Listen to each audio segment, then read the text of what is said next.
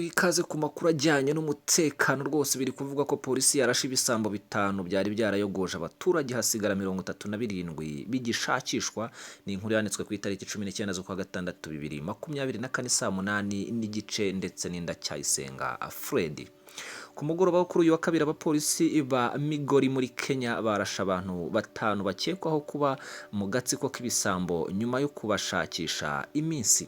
Amakuru aturuka muri polisi avuga ko aba bakekwa kuba bari inyuma y'ibyaha byinshi muri Migori mu ntara zituranye kandi ko bari mu itsinda ry'abantu 42 bahigwa. Ben Ariwa, umuyobozi mukuru w'agace ka Nyabisawa, yavuze ko rero abo batanu barashwe mu gihe bari mu modoka nyuma y'uko bahawe amakuru n'umwe muri ibyo bisambo.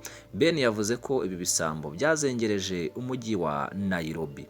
Abapolisi bavuga ko rero bakurikiranye ako gatsiko kuva kera ariko bakabaca mu myanya y'intoki. Bakimara kuraswa rero basanganywe ibikoresho byo kumena amazu.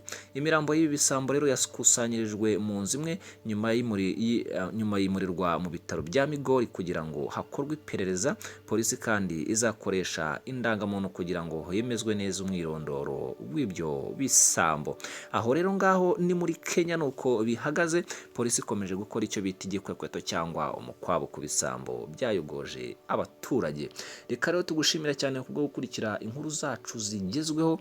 Nyagasana akomeze kuguhaza ibyiza n'ibyishimo byose. Ciao ciao.